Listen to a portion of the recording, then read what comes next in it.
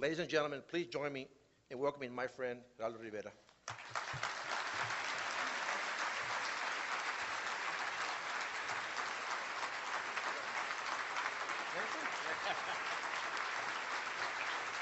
Thank you, everybody. Thank you.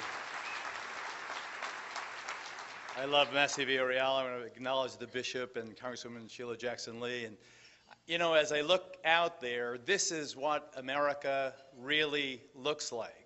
And Houston got there first. The diversity, the wonderful symbiotic relationship, the fact that you were all pulling in the same direction, generally speaking, for the betterment of your community and your own families. I was with Charles and Dan and Massey last night. They took me to a fancy steakhouse. I would have preferred a couple of tacos and refried beans, but I got that for breakfast. But I read them. I want to start at the toughest place first. I read them a text message I got from my 14-year-old. Hi, Dad. I was watching a TV show, and a dad just died. And I got really sad. I want you to know I love you more than anything. You are an awesome dad. I mean, my Jewish mother would say kvelling. I don't know if anyone knows Yiddish here, but I was touched. I even showed the guys at the table the text message.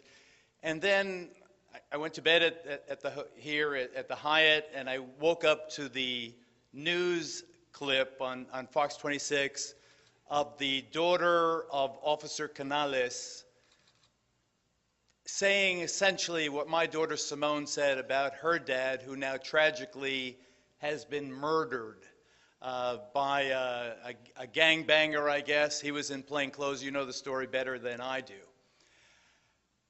Jump cut to, after a wonderful morning spent at Ripley, and I'll talk about that later, I'm sure. As I arrived at the hotel today, I was greeted by, I don't know if you saw them, 12 to 15 very vocal demonstrators who were calling me a traitor and saying, how dare I come here to speak on this issue when immigrants like me, I was born on 17th Street in Manhattan, but immigrants like me have blood on their hands. And I said to them, you know, I've been working with police for my entire 40-year career. The guys that I went to high school with, my high school only had a 25% college enrollment. They all became cops. I mean, basically, I would have been a cop if I didn't fortunately stumble on a different path. Not that there's anything wrong with being a cop, it's just I get paid more. So every officer's death means a lot to me. Every time someone who is on that thin blue line falls, it's as if it was a member of my family. But what I said to those demonstrators was, there were 300 homicides in Harris County last year. How many times have you all demonstrated? How many times have you come here with that passion and that anger and these words filled with ugliness and hatred? How many times have you been affected by these murders? Never. Silence. Why is it only this death matters to you? Or does the death matter to you really? Or is it the perpetrator that matters to you? Is it the murder, or is it the illegal status of the person who did it? We all deplore violent crime. But what has happened is, with these anecdotal tragedies, we have demonized an entire race of people in this country. Immigrant and non-immigrant alike, citizen and immigrant alike. We have made profoundly negative stereotypes of young Latino men climbing that damn wall. We have created a slanderous environment in our country where the 46 million of us who happen to have Latino roots now feel beleaguered, now feel besieged, now feel as if we are the other. There is a putrid fog that lies heavily over our community, and it is largely generated by the hate mongers in talk radio and talk TV who abandon all semblance of objectivity or factual accuracy and fasten on a scapegoat to blame for each and every social problem. Every study I have seen indicates that the undocumented commit far fewer crimes than the citizens among us. The Public Policy Institute in California found that the citizens were 8 times more likely to commit violent crimes than the undocumented immigrants. When was the last time you heard that statistic on Lou Dobbs' hate-filled program? When was the last time you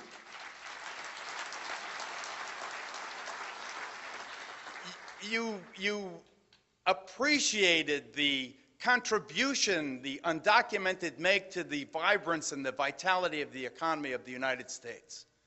I can go through the issues chapter and verse, including Social Security, and I would be glad to. But with Sheriff Garcia here, and my goodness, a breath of fresh air and another bigote, and I'm extremely proud of him.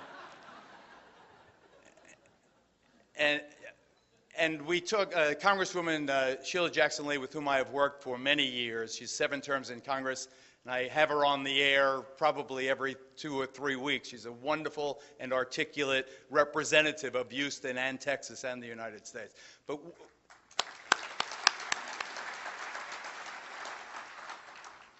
we have a situation here where federal immigration and law enforcement policy has been perverted by an agenda driven by the propagandists.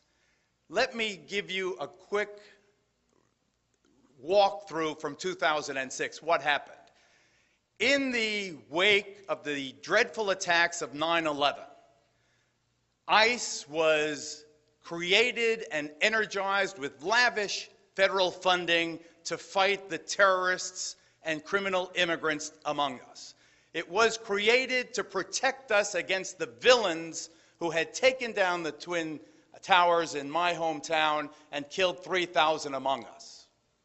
But in 2006, in a series of secret memoranda, that mission, that specific targeted mission to go after the mafioso and the Al-Qaeda and those who would bring down our republic. And instead, they were told, driven by this talk radio agenda, to go for the low-hanging fruit, get the numbers up, start arresting these, if they are undocumented, arrest them. Arrest them, drive those numbers up. Each unit within ICE was then energized and deputized to go out there and bring in as many Juan and Marias as they possibly could. And what happened at Pilgrim's Pride, what happened in Laurel, Mississippi, what happened most infamously in Postville, Iowa, is an indication of how federal policy has been perverted and our tax money has been wasted and used to target one segment of this nation.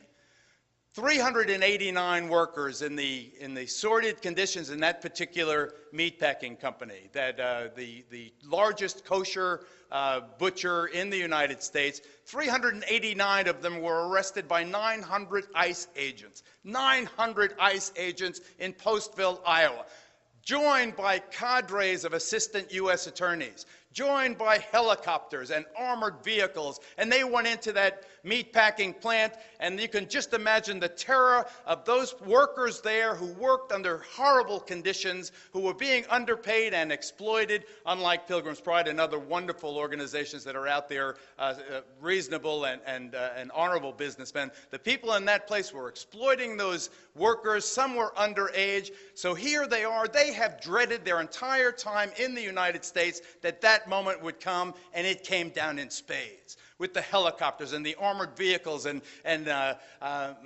Sálvase, busting in the doors, and they round up the 389 workers, and guess what? How many of them had criminal records? 5. 5 of them had criminal records. 5 of them were the kind of people who arguably would have been covered by the intent of the funding for ICE in the post-9/11 era. 5 out of 389.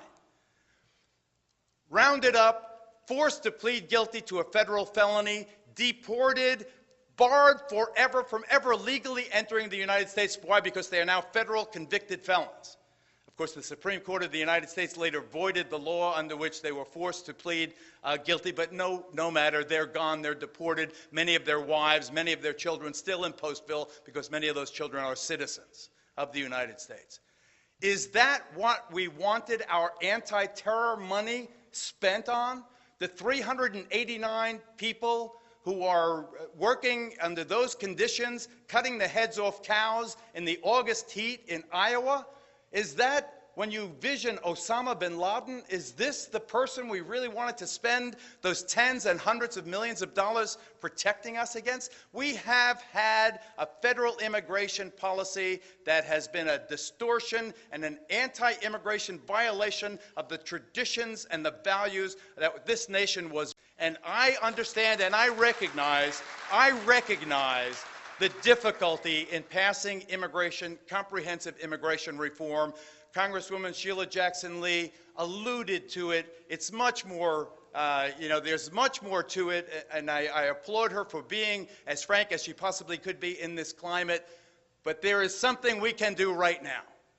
There's something that I believe has already started, although the communication between the White House and the Department of Homeland Security has to be much more explicit. President Obama, call off these raids. President Obama, redirect ICE to the mission that it was intended. Let ICE work shoulder to shoulder with the deputies in Chief Garcia's office, Sheriff Garcia's office. Let them work to go after MS-13 and the 18th Street Gang and the Mexican drug cartels and take them down the way we took down the traditional mafia and the Russian mobsters. Use them to fight the criminals, not the people who come seeking the American dream, not the people who come to feed their children and maybe send a couple of dollars back to their grandparents in Mexico. On 9/10/2001, Bush and Fox were this close to making an evolved recognition of trans-border life, the recognition of the reality of the Texas-Mexico relationship, of the relationship between the Southwest and Mexico and Central America. They were this close.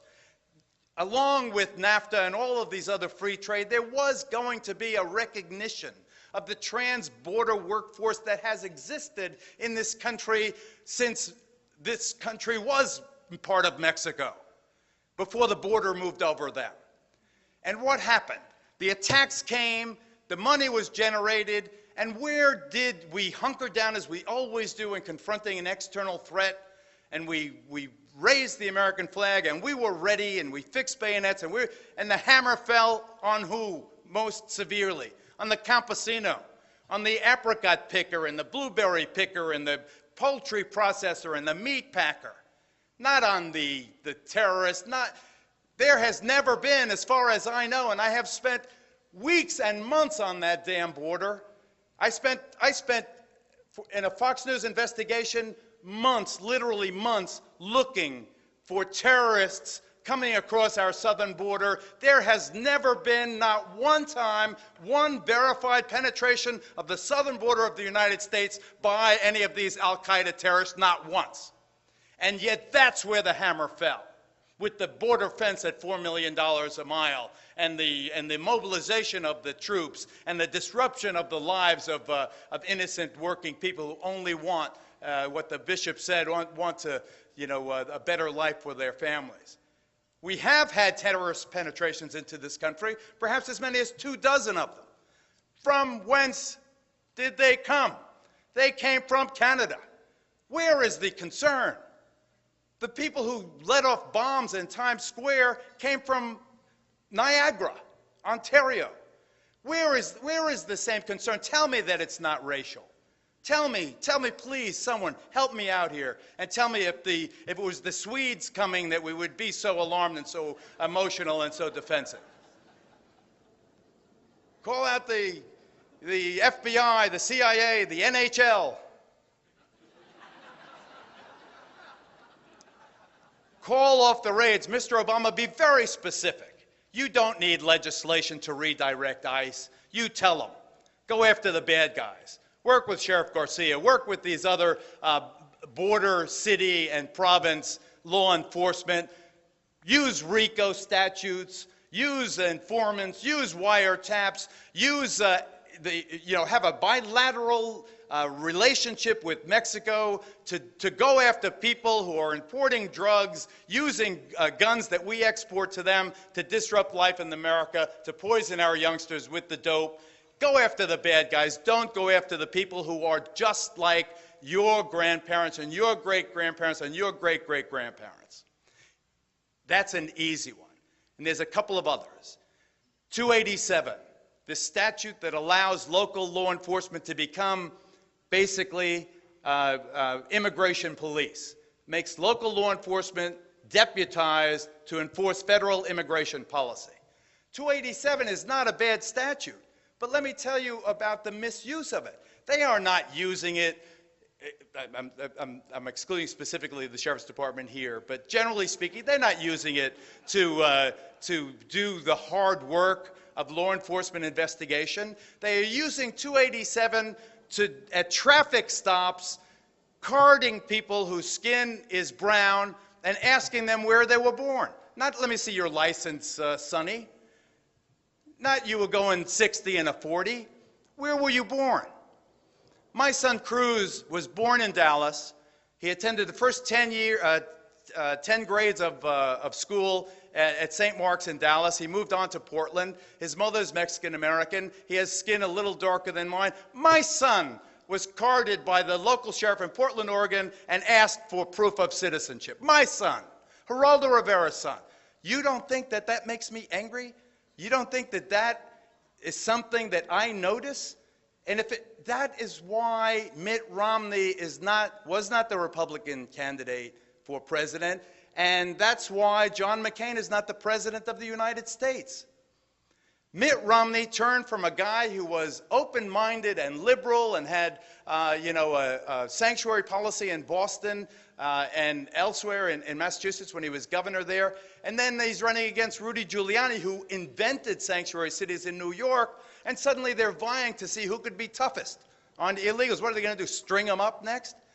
Well, Romney and I met by chance in the green room of Bill O'Reilly's Friday talk show where I customarily appear. I went on first, unrelated topic. I go to the green room and Governor Romney is in the green room. Governor, I'm glad to see you. You too, Geraldo, I see you. You know, I have a house in Massachusetts. But Governor, there's something I have to tell you about. This is just before Iowa. This is December, that would be 2007. Governor, something I have to tell you about. Your rhetoric about immigration is really upsetting many Latino people. Oh, Geraldo, I only care about targeting the illegal immigrant. Governor, your rhetoric is so sloppy that I'm telling you it's going to affect you in Florida. I have 40 Hispanics on my advisory committee in Florida. Governor, I'm telling you it's not going to be enough. And John McCain beat him 5-1 in Florida. Then what happened?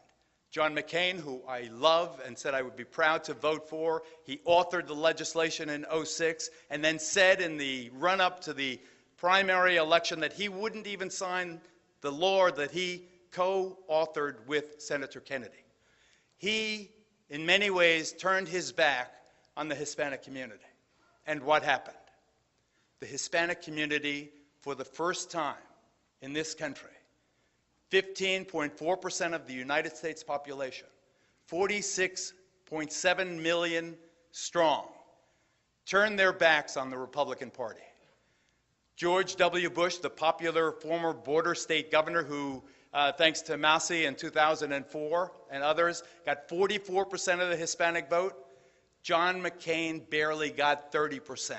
It was the changing from red to blue of those Latinos, people who had heard the national dialogue and been profoundly offended by the tone of that debate, by the racial slander that was going on, that they said, you know something, I am slow to anger, but I am going to register to vote, and I am going to vote for the Democrat because the Republicans have cut me loose, have turned me out to dry, and have allowed Lou Dobbs to slander me and my family on a regular basis, and that's why John McCain is not the President of the United States. Furthermore, there will never be another Republican president in this country unless he can turn to the Latinos, the largest minority group, the fastest growing ethnic group in this country, and say, let's be reasonable, let's be practical, let's figure out how to solve this dilemma. Now, because unemployment has reached double digits in this country, and it's far worse in states like Michigan and Rhode Island and others that you know, I don't believe comprehensive immigration is going to be passed this year. But aside from calling off those raids and specifically defining what 287 is all about, there is something else that can happen. One of the things I said to the demonstrators outside who called me a traitor was, how many times have you been in Iraq? I've been there 9. How many times have you been to Afghanistan with our troops? I've been there 6. How about Somalia? And they had no answers because they are professional, in some ways, agitators. The history of this country is filled with stories of immigrants who came here, joined the armed forces of the United States, and then after 2 years of honorable service were allowed to be sworn in as citizens of the United States. Service in the armed forces, 2 years honorable service, you're now a citizen, and I have seen the swearing-in ceremonies. Nothing is more inspirational than to see a man or woman in uniform from a country other than the United States, who wears the uniform of the United States, who serves the United States and the Constitution of the United States, puts their very life on the line, as the immigrant Soriano right here from Harris County did. Those people should be allowed to join, if otherwise qualified, and they don't have a criminal record, they should be allowed to join the armed forces of the United States and through honorable service become citizens, and that also can be done right now. And the DREAM Act, furthermore, you have these babies. I saw them at Ripley, this wonderful, wonderful organization, these public service organizations put together by the Houston Partnership, the daycare center and preschool and computer education and other wonderful, wonderful programs for these youngsters. Many of these kids were brought here in swaddling clothes as infants. And now we tell them when they reach the age of 18, because of the Supreme Court decision in 1982, right here, they have to be educated in high school. Then they graduate, and we're going to tell them they can't go to a public college or university and get in-state tuition. Because why? Tell me exactly. They've been here 18 years, and now you're going to, what, you're not going to let them in, or you're going to charge them 5 times more than you would charge the sibling of that same child who happened to be born on this side of the river? What's the point of that? Don't we want these children to be the best that they can be? Don't we want these children not to be in MS-13 and the 18th Street Gang and the Mexican drug cartel or this or that criminal? You want them to be strivers. You want them to pursue the American dream. You want them to have the same kind of motivation to improve themselves and their family as their parents did, risking everything, coyotes and violence and hardship to cross the border. The DREAM Act must be passed now. That's an easy one. Do it now. Pass the DREAM Act now.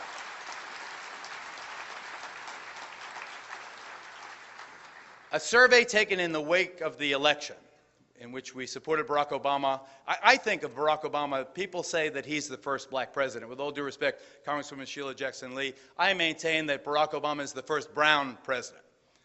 Because if you study the pattern of elections, John McCain got the same percentage of the white vote as George Bush did in 2004. There was a slight increment in the African-American turnout, but generally speaking, historically, it is a historic fact in this country that black people vote Democratic much more than they vote, overwhelmingly than they vote Republican. The Latinos are the swing vote. They swung to Obama, 8 million vote margin.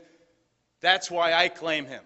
I claim Barack Obama. He may be a mutt like me, but he's the first brown president, and I love him. In summary, before I take up all of your time, all I say is this is the model. In many ways, I am absorbing the information from you because you are the experts. You are getting it right here. I applaud Harris County. I applaud Houston. I applaud the Greater Houston Partnership I think that you are a model for the rest of our diverse nation going forward into the new reality. The reality in which in 2040, 25% of the population will be Hispanic. The reality in which by the end of the 21st century, the United States of America will be majority Hispanic. And it doesn't matter if that wall is 100 miles high. It doesn't matter if a single undocumented person crosses the border. I'm talking the vast majority of the exponential growth of the Hispanic community now in the United States is citizen-born. It is the new reality.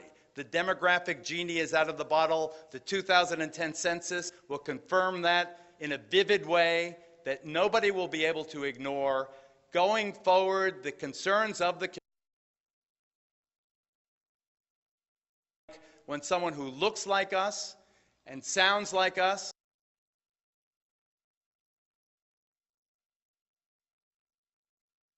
discriminated against or targeted, that's not what we passed the post 9/11 laws to do. Thank you, everybody.